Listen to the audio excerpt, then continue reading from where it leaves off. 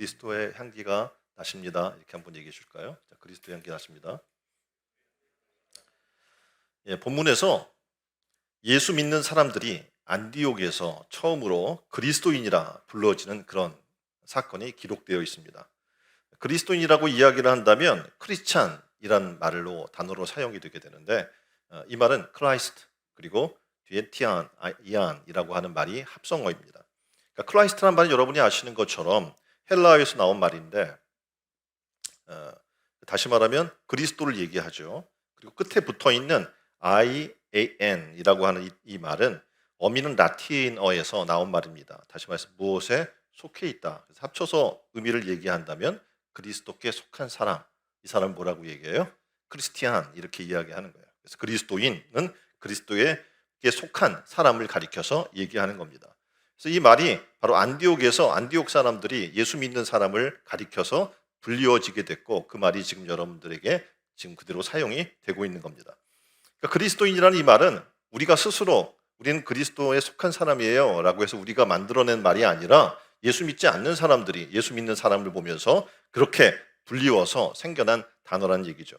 그러니까 믿지 않는 사람들이 예수 믿는 사람을 향하여 붙여진 별칭입니다. 근데 오늘날은 이 그리스도인이라는 말이 그냥 단지 교회 다니는 사람들을 칭하는 말로 그렇게 가벼이 여기는 것을 보게 됩니다. 그런데 실제로는 아시는 것처럼 그리스도께 속한 사도 바울이 굉장히 강조하는 말이 있는데 뭐냐면 in Christ라는 말을 굉장히 강조를 해요. 다시 말해서 그리스도 안에의 삶, 그리스도 안의 생활, 그리스도 안에서의 어떡합니까? 구속받은 사람들의 모습에 대해서 굉장히 강조를 해주고 있습니다. 그러니까 바울이 늘 강조했던 in Christ 이 말이 바로 지금 우리가 이야기하는 그리스도인을 얘기하는 겁니다. 그러니까 굉장히 보면 신분을 얘기하고 그 사람의 위치를 얘기해주는 단어죠. 그래서 굉장히 중요한 단어이고 그리고 우리는 언제 어디서나 그리스도인이기를 힘써야 될 줄 믿습니다. 그래서 우리는 그리스도인이라고 얘기하면 작은 예수가 되어야겠다. 그리스도 안에 거한 사람으로서의 그래서 그리스도를 표시하는 십자가를 얘기도 하고 그 표시들을 가리켜서 교회인가 십자가 달려있으면 교회인가 가정인가 교회 다니는 가정인가 이런 거를 많이 얘기를 하는데 그 정도의 상징을 얘기하는 것이 아니라 본질이 그리스도인인 그런 사람으로 사시기를 주님의 이름으로 축원드립니다. 고린도후서 2장 15절에는 우리는 구원받은 자들에게나 망하는 자들에게나 하나님 앞에서나 그리스도의 향기니라고 이야기를 합니다. 오늘 찬양한 것처럼 너는 그리스도의 향기라고 얘기했던 것처럼 우리가 바로 그런 그리스도의 향기로 살아나가서 어디 가서나 우리를 통해서 그리스도의 향기가 나타나는 은혜가 있기를 주님의 이름으로 축원드립니다. 예수께 속한 자요 그리고 예수의 사람이요 또 예수를 따르는 자의 모습이 바로 그리스도의 향기가 나타나는 사람인 줄 믿습니다. 그럼 도대체 안디옥에 있는 예수 믿는 사람들은 어떻게 살았길래 그렇게 세상 사람들이 그들을 향해서 그리스도인이라고 하는 칭호를 주었을까요? 본문 20절에 보면 이렇게 얘기해요. 그 중에 구브로와 구레네 몇 사람이 안디옥에 이르러 헬라인에게도 말하여 주 예수를 전파하니라고 이야기하면서 소수의 사람들이 정말 소수의 사람이 이 안디옥에 있는 대도시의 사람 50만의 사람들에게 예수님을 전하기 시작하는 겁니다. 오늘 본문의 배경은 안디옥입니다. 지도를 보면 안디옥은 터키 내륙 지방에 있는 비시디아의 안디옥 좌측의 북쪽에 비시디아 안디옥이 있는데 그 안디옥이 있고요. 오늘 본문에 등장하는 안디옥은 아래 예루살렘이 있고 예루살렘 북쪽으로 550km 이렇게 떨어져 있는 그런 수리아의 안디옥을 얘기하고 오늘 본문의 배경은 바로 이 수리아의 안디옥으로 이야기가 시작이 됩니다. 잠깐 우리 영상을 참조하면서 말씀을 이어가도록 하겠습니다. 수리아의 안디옥이에요. 알렉산더 대왕이 죽고 왕국은 4명의 장군에 의해서 4개의 제국으로 나눠지게 됩니다. 4명의 장군 중에서 셀레우스코 1세 나카토르라고 하는 시리아 지방을 정복하는 사람이 있는데 그가 셀레우코 왕조를 세우게 됩니다. 니카토르는 아버지의 이름인 안티오케이아 그러니까 지금 얘기하는 본문에 등장하는 안디옥을 딴 16개의 도시를 세우게 됩니다. 성경에 보면 안디옥이 굉장히 많이 등장하는 거예요. 비시디아의 안디옥, 수리아의 안디옥 그래서 안디옥들이 16개의 도시가 안디옥이라는 이름이 가지고 세워지게 됩니다. 로마의 폼페이우스가 안디옥을 비롯한 시리아의 지역을 로마의 속주로 편입시킵니다. 그래서 로마 시대 인구가 50만 명이 넘어서 로마와 그 다음에 알렉산드리아, 다음 가는 제3 도시가 되는 겁니다. 생각해보세요. 이런 대도시 사람들에게 지금 유대인, 그 중에서 키프로스, 오늘 성경에는 구브로라고 표현된 사람들, 그러니까 아프리카 북부의 키레네에서 온 사람들로 이루어진 그리스도인들이 지금 안디옥으로 피신해 온 거거든요. 박해를 통해서. 그래서 이 와서 이 소수의 사람이 지금 50만의 사람들에게 복음을 전하기 시작하는 겁니다. 놀랍게도 소수의 예수 믿는 사람이 안디옥 사람들에게 보여지는 거예요. 50만 사람이 몇 명 안 되는 이 구브로에서 온 예수 믿는 사람들에게 전하는 이 복음이 그들에게 들려지기 시작하고 그들의 삶이 보여지기 시작해서 놀랍게도 이 안디옥에 예수 믿지 않는 사람들이 이 소수의 사람들에게 그리스도인이라는 칭호를 주었다는 것을 지금 얘기해 주고 있는 겁니다. 그러니까 생각해 보면 이해가 잘 안 돼요. 그렇죠? 굉장히 소수의 사람인데 어떻게 이런 일이 가능했을까? 이들에게 다른 무언가가 있었기 때문에 그렇지 않을까? 우리는 생각하게 되겠죠. 그래서 오늘의 주제처럼 이들이 향기나는 증인의 삶을 살았기 때문이라는 것을 우리는 본문을 통해서 발견하게 됩니다. 그럼 도대체 어떻게 향기나는 증인의 삶을 살 수 있을까요? 오늘 세 가지로 여러분에게 말씀드리려고 합니다.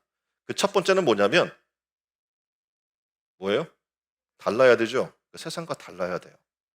향기나는 증인이 되려면 세상이 갖고 있는 냄새와는 다른 그런 향기가 있어야 하고 세상이 가는 그런 길과 다른 길을 가야 하고 세상이 사는 삶의 모습과 다른 삶을 살아야 될 줄 믿습니다. 특별히 이 지역에서는 뭐가 있었냐면 편견과 미움이 있었는데 이 편견과 미움의 벽을 이들이 헐었다는 거죠. 세상은 교회에 대해서 편견을 갖고 있습니다. 교회는 또 세상에 대해서 편견을 갖고 있고 수많은 오해와 미움이 존재합니다. 안디옥에서도 마찬가지였어요. 그래서 기존에 그들이 알고 있던 당시 지금 유대인들이 유대인에게만 구원이 있고 그리고 이방인들은 멸망해야 돼라는 종교적인 편견이 있었기 때문에 사실상 이방인에게는 복음 전하지 않았어요. 그런데 안디옥에 있던 예수 믿는 사람들은 차원이 달랐던 거예요. 종교적인 편견을 버려버렸어요. 그리고 이방인에 대한 장벽도, 생각의 장벽도 무너뜨렸습니다. 그때 비로소 예수 믿지 않는 사람들이 예수 믿는 사람을 가리켜서 그리스도인이라고 칭해주게 되었던 겁니다. 다시 말하면 벽을 헐 때 비로소 그리스도인이 될 수 있었음을 얘기해 주고 있는 겁니다. 오늘날 우리가 살아나가면서 여전히 그리스도인인데 편협한 민족주의를 그런 사상을 갖고 있을 때가 있어요. 때로는 지역주의에 빠져 있을 때가 있고 혈연주의가 우리가 갖고 있는 예수 그리스도를 믿는 신앙보다도 더 클 때가 있습니다. 때로는 당파주의에 빠져서 그리스도인의 삶을 살지 못할 때가 있죠. 근데 이런 것들을 뛰어넘을 때 비로소 그가 누가 되는 거예요? 그리스도인이 되는 것이고 세상 사람은 그리스도의 향기를 맡을 수 있게 될 줄 믿습니다. 자, 우리가 살고 있는 이 도시도 대도시인 안디옥처럼 살기 좋고 풍요롭습니다. 그렇기 때문에 어떻게 해요? 세상과 단절된 삶을 살려고 해요. 아파트도 요즘 거의 성 같아요. 그래서 안에 모든 시설이 있어요. 뭐 수영장 시설도 있고 뭐 다 갖고 있죠. 그래서 외부 사람과는 이렇게 접촉하는 걸 굉장히 싫어합니다. 길을 가다가 예수 믿는 사람을 만나게 되면 굉장히 불편해합니다. 이렇게 수많은 장벽들이 우리 가운데 있는 거죠. 편견이 있는 거죠. 그럼 우리는 어떻게 세상과의 이 편견과 또 세상이 갖고 있는 그런 잘못된 오해와 이런 것들을 우리가 허물고 그들에게 그리스도의 향기를 나타낼 수 있는 삶을 살 수 있을까요? 간단해. 우리가 먼저 미움과 편견에 있는 생각들을 무너뜨려 버릴 때 그것이 가능해진다는 겁니다. 코로나 시대에 그러니까 그리스도인들이 굉장히 오해를 많이 받고 있습니다. 이기적이고 편협하다. 잘못된 이런 편견의 장벽을 세상이 갖고 있는데 이것을 우리가 허물어야 된다는 거죠. 그리고 그 안에 하나님의 사랑을 흘러 보내야 되고 거기에 그리스도의 향기를 발하게 될 때 그때 그곳에 그리스도인이라는 이름이 불리워지게 될 줄 믿습니다. 영국의 비평가 버나드 쇼라는 사람이 있어요. 이 사람이 굉장히 비평가잖아요. 그러니까 사회에 보니까 잘못된 편견을 갖고 있는 무리들이 많이 있는 거예요. 그래서 보니까 특별히 미켈란젤로의 작품을 좋아하는 사람들이 있고요. 근데 그들은 로댕의 작품을 굉장히 싫어해요. 좀 열린 눈으로 보면 이 사람이 있는 장점이 있고 저 사람이 있는 장점이 있을 텐데 그렇더라는 거죠. 그래서 이 버나드 쇼가 편견을 무너뜨리기 위해서 하나의 계획을 세웁니다. 파티를 열고 미켈란젤로의 작품을 좋아하는 사람들만 초청했습니다. 만찬이 무르익어 갈 쯤에 버나드 쇼가 이렇게 얘기했어요. 제가 여러분에게 귀한 그림 하나를 보여드리겠습니다. 로댕의 작품입니다. 생각해 보세요.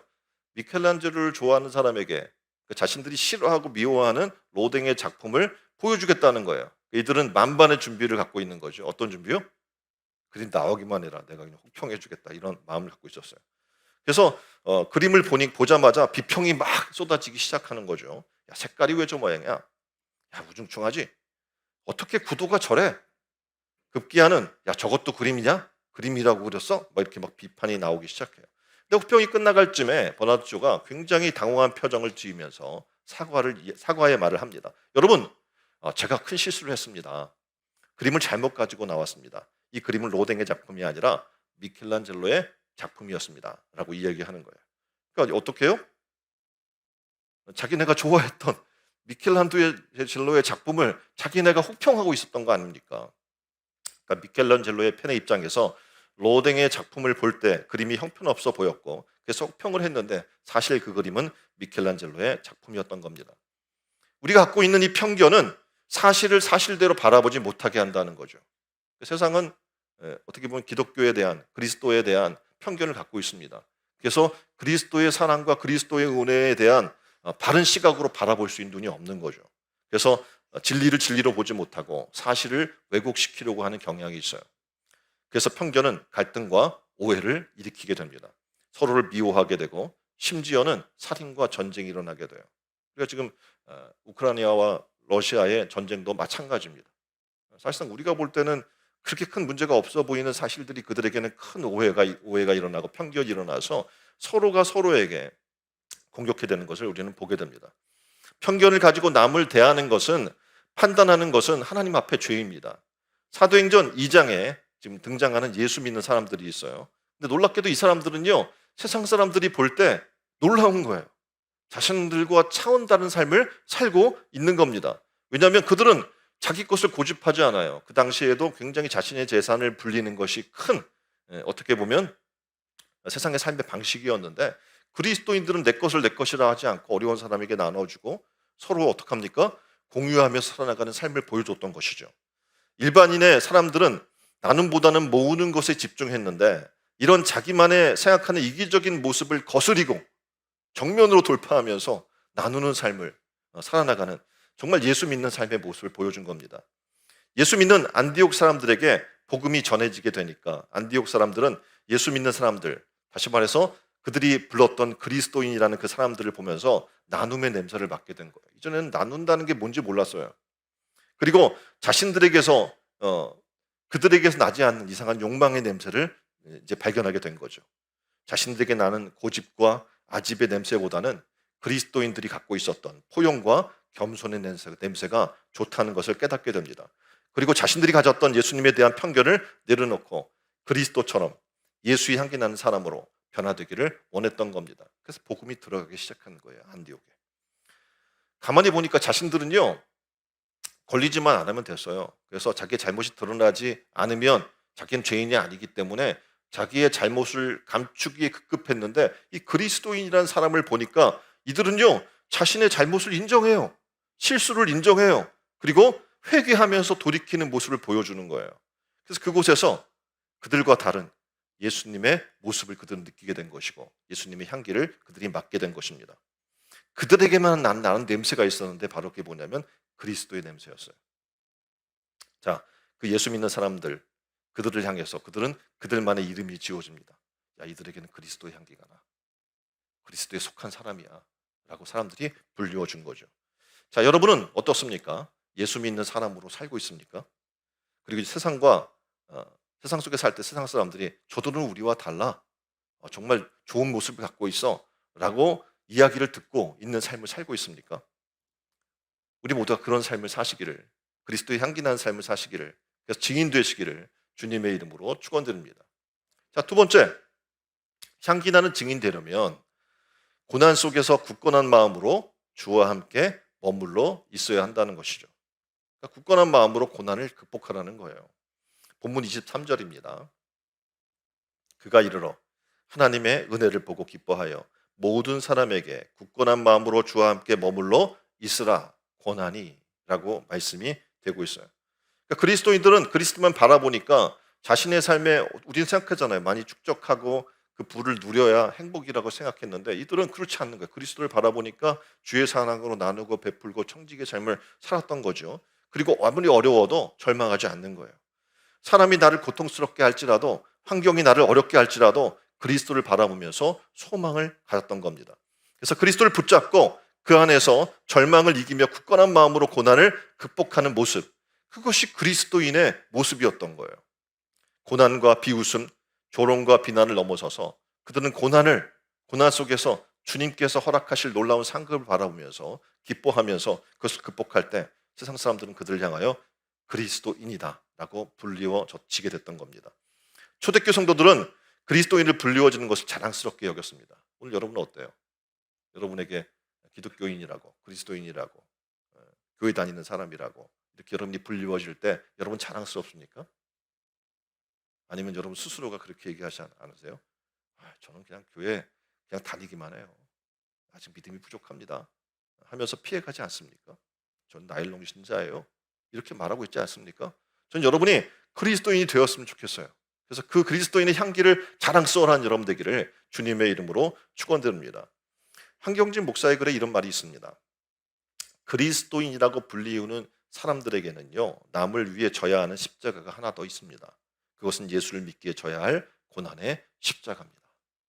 고통당하는 자, 가난한 자, 억압받는 자, 영원히 죽어가는 자들을 위한 십자가를 기쁜 마음으로 져야 할 것에 대해서 얘기해주고 있는 거죠. 그러니까 이를 잘 감당하는 사람이 누굽니까? 바로 그리스도인이라고 얘기해주고 있는 거예요. 십자가가 있어요. 그럼 교회에 와서 많은 이들이 십자가 때문에 고통스러워요. 사명의 십자가. 교회 오면 여러 가지 너무 많은 십자가를 내게 주어 라고 얘기를 하는데 이 십자가를 외면하지 않고 고난을 넘어섬으로 우리는 누가 되냐면 진정한 그리스도인이 될 줄 믿습니다. 오에 겐자브로라고 하는 사람이 있어요.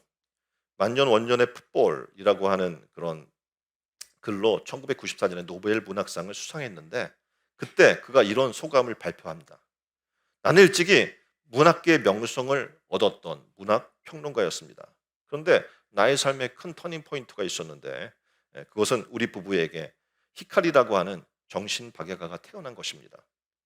어째서 우리에게 이런 일이 있을 수 있을까? 현실을 거부하고 싶었습니다.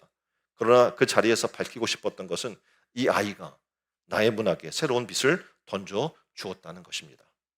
나는 이 아이를 통해 생명의 신비로움과 생명의 근원이 되시는 하나님을 알게 되었습니다. 따라서 나는 소중한 아들 히카리는 오늘 이 자리에 나를 있게 한 문학의 스승이라고 소개하고 싶습니다. 라고 얘기하는 거예요. 대개 사람들은요, 고난을 겪게 되잖아요. 그러면 사람을 미워합니다. 나를 어렵게 한 사람, 고난을 준 사람을 미워하고 복수심을 키우는 반면에, 그리고 인생을 낭비하는 반면에 믿는 사람은요, 그 고난을 디딤돌로 여기는 거예요. 그리고 하나님을 바라보는 데 모든 에너지를 사용하게 됩니다. 결국 고난을 통해 성숙하게 되죠. 그리고 위대한 쓰임을 받게 되는 것을 우린 역사 속에서 그런 수많은 그런 사람들의 고백을 만나게 됩니다. 자, 화분에 뿌리가 있어요. 근데 이 뿌리가 썩기 시작하잖아요. 그럼 이 나무는 죽기 시작하는 거예요. 그리고 여기서 악취가 납니다. 분명히 화분을 우리가 키우는 이유는 꽃이 나고 향기를 받기 위해서인데 악취가 나는 거예요. 그런데 반면에 뿌리가 건강하면 어떻게 해요? 얘는 계속해서 절기별로 또는 해마다 꽃을 피우고 향기를 더 건강하고 더 큰 화분이 나무가 돼가면서 향기를 품어내게 되는 거죠. 자, 우리는 어떤 냄새를 가지고 있나요? 오늘날 현대인들은 자신만의 냄새가 있는데 이 냄새를 감추려고 해요. 그래서 다양한 향수나 화장품 등을 사용합니다. 그래서 우리 냄새를 일시적으로 가리려고는 하지만 실제적으로 내재된 우리의 근본적인 냄새는 감출 수 없게 됩니다. 영화 기생충에 보면 주인집에 거짓 이력서를 들고 4명의 가족이 취직합니다. 그런데 이 4명의 식구는 같은 냄새를 가지고 있습니다. And the Oscar goes to Parasite. 그것은 바로 냄새. 냄새는 기택과 연교의 가족을 분류할 수 있는 기준이며 청산유수 같은 언변과 고결해 보이는 행동으로는 포장될 수 없는 똑같다. 둘이 냄새가 똑같아. 날 것 그대로의 삶의 발자취를 할 수 있습니다. 다소문 냄새를 통해 기택의 가족들이 같은 냄새가 난다는 것을 알게 되고 마치 몸의 일부분처럼 자리 잡은 그 냄새는 연교의 가족들이 진실을 파악할 수 있는 유일한 수단이며 기택의 가족들에겐 반지하를 탈출하지 않으면 절대로 사라지지 않는 하나의 낙인으로서 표현되어집니다. 이 집을 떠나야 냄새가 없어진다고. 냄새. 살면서 이미 냄새에 익숙한 어른들은요, 이 지금 4명의 사람이 은밀하게 이 가정에 숨어들어서 살고 있는데 전혀 이들의 냄새를 의식하지 못합니다. 그런데 그 집에 순수한 한 아이가 있어요. 이 아이는 4명이 같은 냄새를 갖고 있다는 것을 발견합니다. 한 집에 살아서 서로의 냄새에 익숙했던 4명의 가족도 서로에게 냄새가 난다는 걸 몰랐어요. 그래서 4명의 가족이 이 아이가 말한 그 이야기 때문에 고민하기 시작을 해요. 야, 이 문제를 우리가 어떻게 해결할까? 고민을 해요. 그래서 여러 가지 얘기를 하죠. 우리가 한 집에서 한 밥을 먹고 그리고 특히 세탁기에다가 같은 세제를 놓고 돌리니 같은 냄새가 나는 거 아니야? 세제를 다르게 쓸까? 하고 얘기하다가 마지막 딸이 이렇게 얘기하죠. 야, 우리는 지금 반지하에 살아서 그래. 이 죄를 탈출하지 않으면 냄새가 달라지지 않을 거예요. 라고 얘기를 하는 거예요. 저는 이 영화 속에서 우리의 신앙을 한번 점검해 보아야 할 것을 생각해 봅니다. 우리가 지금 어떤 장소에 많이 머물러 있을까? 우리는 그 장소의 냄새를 담게 되겠죠. 우리가 지금 많이 머물러 있는 그 장소에. 우리는 지금 어떤 생각에 빠져 있을까? 우리가 하는 많은 생각에 그 냄새를 우리는 풍기게 되어 있습니다. 지난주에 나왔던 것처럼 우리가 종교 생활을 한다면 종교 생활의 냄새가 날 것이고 신앙 생활을 한다면 신앙 생활의 냄새가 나겠죠. 우리는 이런 것들을 통해서 우리 삶에 지금 냄새가 만들어지고 있다는 것을 깨달아야 한다는 사실이에요. 제가 처음에 캐나다에 갔을 때 캐나디언을 만났는데 그들에게 냄새가 나는 거예요. 그들은 모르겠죠. 근데 저는 냄새가 나는 거예요. 어떤 냄새가 날까요? 잠깐 뭐 이렇게 만남을 갖고 있고 그런 모르는데 이제 오래 있다가 보면 냄새를 맡게 되는데 뭐냐면 우유 썩는 냄새가 나는 거예요. 왜일까요? 그때 삶의 베이스가 뭐냐면 치즈거든요.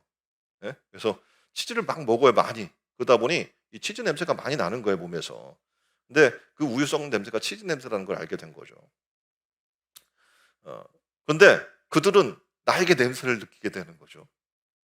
어떤 냄새가 날까요? 예? 네, 마늘. 왜냐면 우리의 음식은 마늘 베이스거든요. 그래서 거기 가서 오래 뭐 이렇게 있어서 냄새가 그들 음식을 계속 먹다면 나도 변하게 되겠죠. 근데 처음엔 어떡합니까? 마늘 베이스의 김치 냄새. 반찬에 익숙한 우리는 그들의 세계에서 냄새 난다고 이렇게 이야기를 해요. 처음에 기숙사에 있을 때 이제 공동 냉장고를 사용하게 되는데 그래서 김치를 조금 만들어다가 이렇게 어떡합니까? 봉지에 똘똘 말아 집어넣는데도 누가 이거 뭐냐고 냄새 난다고 막 뭐라고 얘기를 하는 거예요. 한국에 있을 때는 아무런 그 냄새를 느끼지 못하다가 어떻게 보면 다른 문화권에 들어가니까 그들이 그 냄새를 맡게 됐고 나도 그들의 냄새를 맡게 된 것이죠. 근데 또 하나 발견한 사실은 뭐냐면 2세대, 3세대 내려오니까 애들이 김치를 안 먹어요. 마늘 베이스의 음식을 안 먹는 거예요. 그리고 그들도 똑같이 그들 문화의 음식을 먹는 거예요. 그러다 보니까 그들에게서 어떻게 해요? 네, 그들 문화의 냄새가 나는 거예요. 그런데 안타까운 것은 2세대, 3세대 넘어가면서 똑같은 환경에 살면서 똑같은 냄새가 갖게 되었는데 문제는 뭐냐면 생긴 건 아니거든요. 그래서 사람들이 매번 물어봐요. 어디서 왔냐고. 자기는 2세대, 3세대 내려왔으니까 캐나디언이 된 건데 그럼에도 불구하고 어디서 왔냐고 계속 물어보니까 자기는 한국 사람인데 여전히 먹고 말하고 이런 것들은 다 생각은 그들의 문화거든요. 정체성 혼란에 빠지게 되는 것이죠. 자, 우리가 거룩한 문화권에 살고 우리는 그리스도인이라고 자칭하는 사람들입니다. 그런데 우리가 세상과 똑같은 사람들과 같이 살고 똑같이 먹고 그들의 용맹에 따라서 먹고 그들이 살아나가는 환경 안에서 살아간다면 우리가 아무리 가끔 교회에 온다고 하더라도 그들과 차이를 우리는 느낄 수 없게 될 겁니다. 오히려 세상은 우리를 향해서 이렇게 얘기할 거예요. 냄새를 맡으면서 얘네들 교회 다닌다는데 우리와 냄새가 똑같은데? 얘네들은 교회 다닌다는데 별반 냄새의 차이를 못 느끼겠는데? 라고 냄새를 인식하지 못하는 단계에 이르게 될 겁니다. 자, 그러나 하나님 우리에게 요청하는 게 있어요. 뭐냐면 우리가 안디옥에 있는 예수 믿는 사람들처럼 우리가 헛된 세상의 욕망을 거스리고 거룩함을 취하고 그들과 다른 환경을 만들기 위해 노력한다면 세상 사람들은 우리를 보고 어떻게 다른 냄새를 느끼게 될 거예요. 거룩한 냄새를, 예수의 냄새를 그들도 맡게 될 겁니다. 그러면서 얘기할 거예요. 야, 저들은 우리와 다른 냄새가 나네. 저들은 우리와 달라. 라고 그리스도의 향기에 대해서 맡고 우리를 어떻게 명명하고 또 어떡합니까? 그리스도를 만나게 된다면 놀라운, 그것이 바로 증인의 삶이 되지 않겠습니까? 아마 그들은 얘기할 거예요. 우리와 다른 저들은 더 좋은 냄새가 나. 거룩한 냄새가 나. 하고 도리어 어떻게 그 냄새가 무엇인지 소개해달라고 우리에게 얘기하게 될 겁니다. 그리고 만일 그들이 그 향기가 그리스도를 통해서 나타나는 것임을 깨닫게 된다면 놀랍게도 어떻게 해요? 그들도 그리스도의 향기를 사모한 놀라운 일들이 일어나게 될 겁니다. 자, 그것처럼 강력한 증인의 삶이 어디 있겠습니까? 자, 이 시대에 예수의 향수를 사용하는 사람들이 많아요. 그러니까 본인에게서 나지 않으니까 향수를 가끔 뿌리려고 하는 거예요. 그러니까 평소에는 내 마음대로 살려고 하죠. 그런데 교회에 오게 되면 예수의 향수를 꺼내서 뿌리고 옵니다. 그럼 교회에 오기 전에 한번 뿌리고 교우 모임 때 뿌리고 그러면 함께 있는 사람들은 감탄하죠. 권사님, 집사님, 당신에게서 예수님의 향기가 나네요. 예? 그런데 문제는 뭐냐면 그것이 우리 삶의 근본적 문제는 해결해 주지 못한다는 거죠. 안디옥 교회 제자들처럼 그리스도의 향기가 본체에서 나야 되는 거 아닙니까? 그래서 사람들이 우리를 향하여 그리스도인이라고 명명해 주는 일들이 일어나야 되지 않겠나요? 그래서 근본적으로 예수의 향기로 바꿔나가는 우리 모두가 되기를 주님의 이름으로 축원드립니다. 이런 노래가 있어요. 당신에게서 뭐가 나요? 꽃향기가 나네요. 이런 얘기처럼 사람들이 여러분을 만나면 그런 노래가 나와야 돼요. 어떻게 해요? 자, 옆에 사람 보면서 노래를 불러줍니다. 당신에게서, 저 그림 좀 띄워줘요. 당신에게서 예수 향기 나네요. 자, 시작. 당신에게서 예수 향기 나네요. 잠자던 나를 깨우고 가네요. 이렇게. 예? 여러분이 쓱 지나가면 예수 향기가 나는 거예요. 영혼에 잠자던 영혼들이 깨어난 놀라운 일들이 일어나기를 주님의 이름으로 축원드립니다. 여러분 직장에서, 학교에서, 사업장에서, 삶의 자리에서 그렇게 예수의 향기가 나서 잠자던 영혼들이 깨어난 놀라운 증인의 삶을 사시기를 주님의 이름으로 축원드립니다. 자, 세 번째는 향기 나는 증인 되려면 주의 손이 함께하면 돼요. 내 힘으로 하려고 했더니 안 되는데 주의 손이 나를 붙들고 주의 손이 나를 이끌면 된다는 겁니다. 그래서 내가 아니라 주의 손에 의해 주께 돌아오게 된다는 거예요. 본문 21절입니다. 주의 손이 그들과 함께 하심에 수많은 사람들이 믿고 주께 돌아오더라. 아멘. 그러니까 안디옥 교회 성도들에게 주의 손이 함께 하시고 주께서 더하게 하실 때 비로소 그리스도인이라고 불리워졌던 것처럼 오직 예수 그리스도가 우리 삶의 중심이 되고 그렇게 살아나간 사람에게 비로소 사람들은 그리스도인임이 깨닫게 된 놀라운 일들이 일어나게 될 줄 믿습니다. 제가 옆에 분에게 얘기해 주십시오. 오직 주께 붙어 있읍시다. 오직 주의 편에 서십시다. 그래서 주의 손이 함께하는 사람이 되기를 주님의 이름으로 축원드립니다. 선교사, 중국 선교사죠. 허드슨 테일러가 선교를 하는데 한 청년이 찾아왔어요. 그리고 얘기하는 거예요. 선교사님, 그리스도인으로 일생을 살고 싶어요.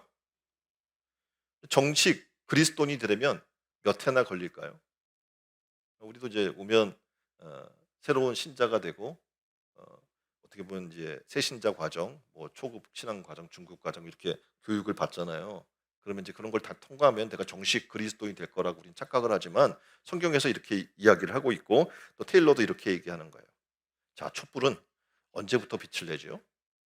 그러니까 이 청년이 얘기해요. 그야 심지에 불을 붙이는 순간부터 그렇지 않겠습니까? 그랬더니 허스 테일러가 이렇게 얘기해요. 그리스도인도 마찬가지입니다.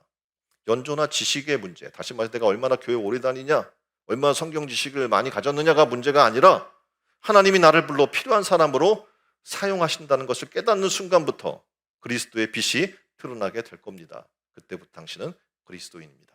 라고 얘기를 하는 거예요. 초는 아무리 오래 두어도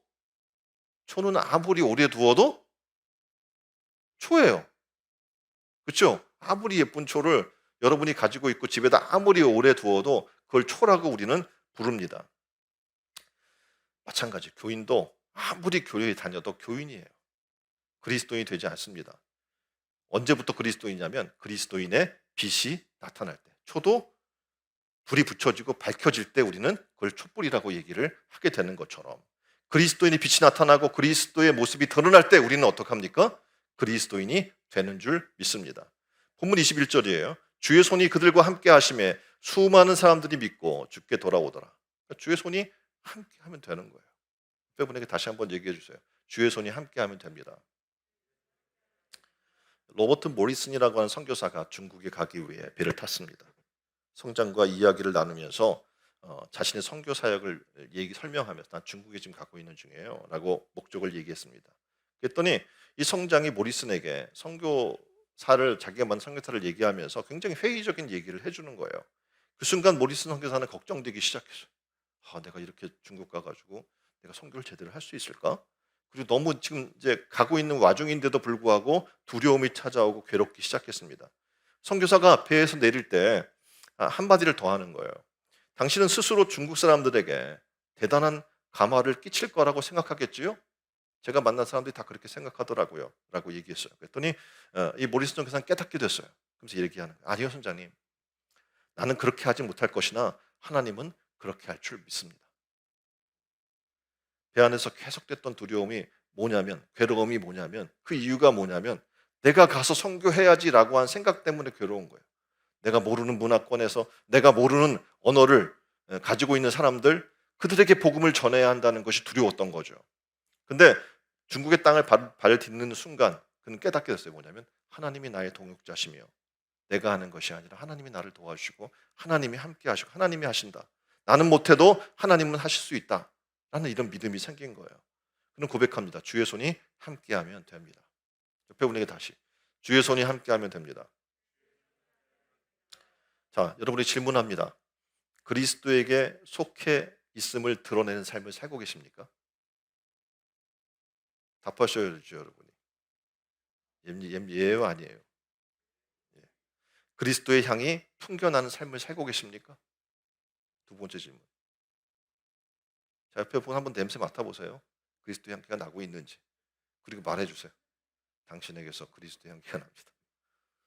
세 번째, 마패거든요. 마패, 근데 뭐가 그려져 있어요? 말이 안 그려졌어요. 십자가 그려져 있어요. 자, 마패를 들고 있는 사람들을 보면 다 허름한 옷에, 그죠?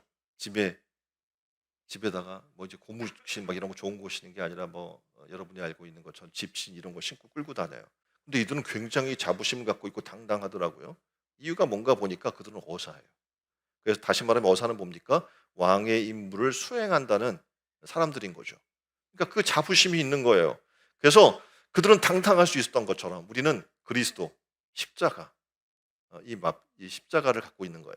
그럼 어떡합니까? 우리는 그 이름에 자부심이 있어야 되지 않겠습니까? 당당해야 되지 않겠습니까? 자, 우리 모두가 예수 그리스도의 그 본질을 품기를 원합니다. 그의 사랑을 품기를 원합니다. 그래서 그리스도의 사랑으로 살아나간 여러분 되기를 주님의 이름으로 축원드립니다.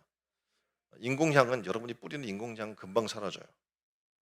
근데 살아있는 꽃향기는요, 시간이 흘러가면 흘러갈수록 향이 진해집니다. 그러니까 살아있는 꽃나무처럼 저는 그리스도 안에 숨겨졌으면 좋겠어요. 그래서 그리스도의 향기가 더욱 강렬해지는 그리스도인의 삶을 사시기를 주님의 이름으로 축원드립니다. 오늘 말씀을 마칩니다. 우리가 넘어서야 할 것이 있다고 그랬어요. 뭘 넘어야 한다고 그랬어요? 편견의 장벽을 넘어섬으로, 고난을 극복함으로, 오직 주님이 함께 하시는 그리스도인이라 일컬음을 받는 신촌 은혜로운 교회 성도들이 다 되시기를 주님의 이름으로 축원드립니다. 잠깐 기도할까요?